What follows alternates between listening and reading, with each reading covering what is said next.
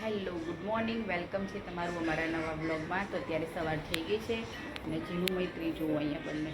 જીનું મૈત્રી good morning.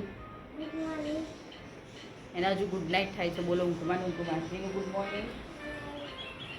એમાં ચા ઉકળે છે, અહીંયા દૂધ ગરમ થાય છે તો ફટાફટ હવે ચા બનાવી દઈશ, પછી ચા નાસ્તો કરી લઈશું અને ઘરનું કામ પતાવી દઈશું ફટાફટ. અને જે પણ મારી ચેનલમાં પ્લીઝ નવા આવતા હોય તો ચેનલને સબસ્ક્રાઈબ કરી દો, વિડીયોને લાઇક એન્ડ શેર કરી દો. અત્યારે ઘરનું બધું જ કામ પતી ગયું છે. હવે ખાલી મારે જમવાનું બનાવવાનું બાકી છે તો અત્યારે હું ભીંડા લઈને બેઠી છું.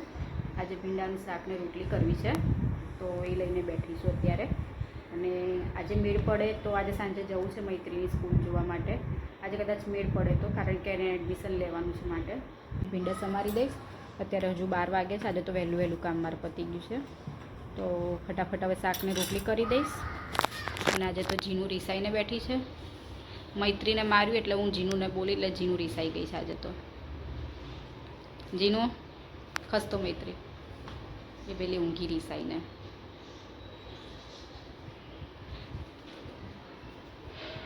જીનું મૈત્રીને લાકડી મારી એટલે હું બોલી એટલે રીસાઈ ગઈ છે આજે. જીનું એ જીનું તે ગરોડી આવી, જો તાર પાછળ ગરોડી આવેલા. અલી જીનું ભીત ઉપર ગરોડી છે, જો એ રહી, જો ઊભી થા જલ્દી. પેલી રહી તાર પાછળ, એ રહી ઊભી થા જલ્દી ઊભી થા. એ તાર માથા ઉપર આવી, ઊભી થા જલ્દી. તો જો મેં પીંડા સમારીને મૂકી દીધા છે. હવે પીંડા વઘારી દઈશ અને શાક બનાવી દઈશ ફટાફટ. અમે બધા જમી લઈશું. અને જો જીનું અને મૈત્રી.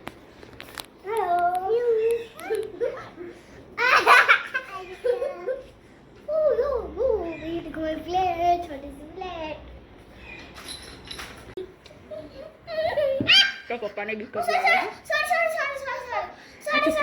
થઈ જાય. જો એ વાસણનું બધું લાવી દો અંદર, એવું હોય તો ડાયરેક્ટ બહાર જ તો છોડ ચડતી હાથ ધોઈ કાઢજો. કાઢો ને.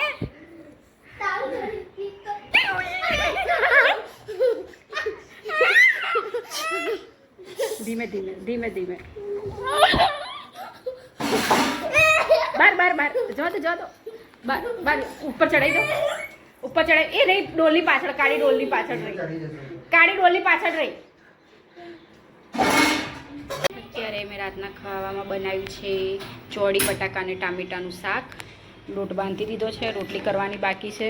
અને આજે તો ગરોળી પાછળ કાઢી છે તો દરવાજો ત્યારનો બંધ જ રાખ્યો છે, ખોલ્યો જ નહીં, કારણ કે મને તો ગરોળીની બહુ બીક લાગે છે.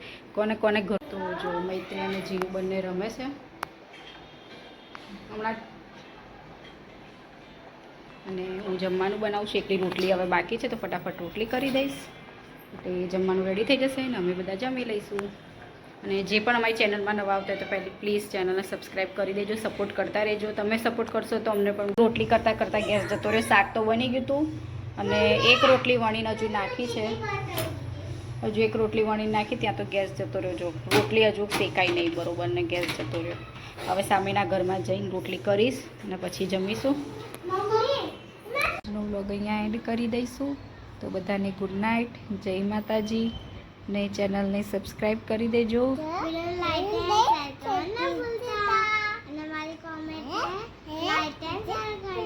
કોમેન્ટ કરતા રહેજો. બાય.